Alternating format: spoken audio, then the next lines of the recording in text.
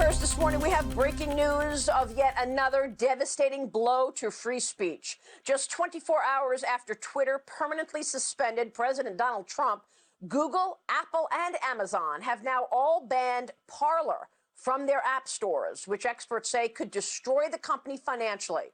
Before its removal, Parler surged to #1 in Apple's App Store, with 1.5 million downloads on Saturday alone. Joining me right now in this exclusive interview on the telephone with reaction is the CEO of Parler, John Matz. John, it's good to have you this morning. Thanks very much for being here.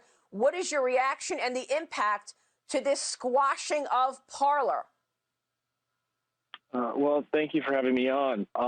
Well, it's devastating is what it is, and it's an assault on everybody. I mean, they all worked together to make sure at the same time we would lose access to not only our apps, but they're actually shutting all of our servers off tonight, off the internet. So they made an attempt to not only kill the apps, but to actually destroy the entire company. And it's not just these three companies. Every vendor from text message services to email providers to our lawyers all ditched us too on the same day. And they're trying to falsely claim that we were somehow responsible for the events that occurred on the 6th.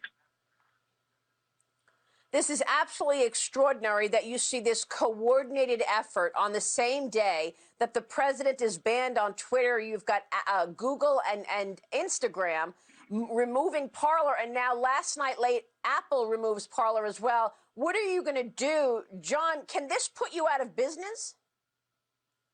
Oh, I mean, it would put anybody out of business. I mean, they could destroy anybody. If they did this to any app, any company, it would completely destroy them. And we're going to try our best, to get back online as quickly as possible, but we're having a lot of trouble because every vendor we talk to, says they won't work with us because if the Apple doesn't approve and Google doesn't approve, they won't.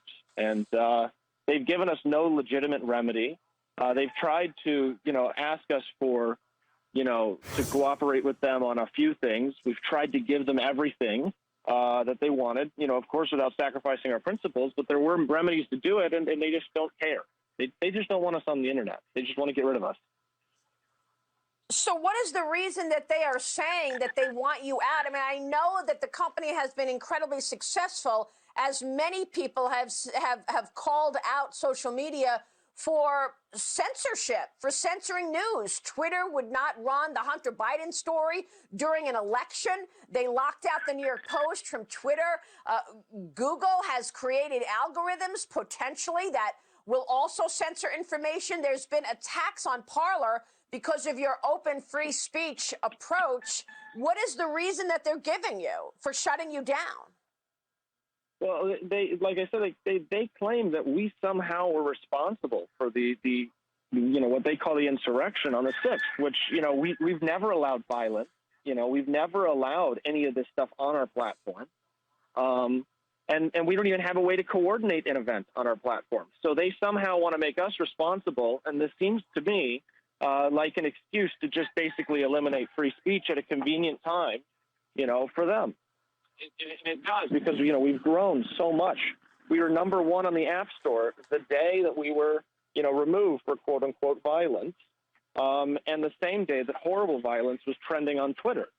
And so it's an obvious double standard. It's obvious collusion.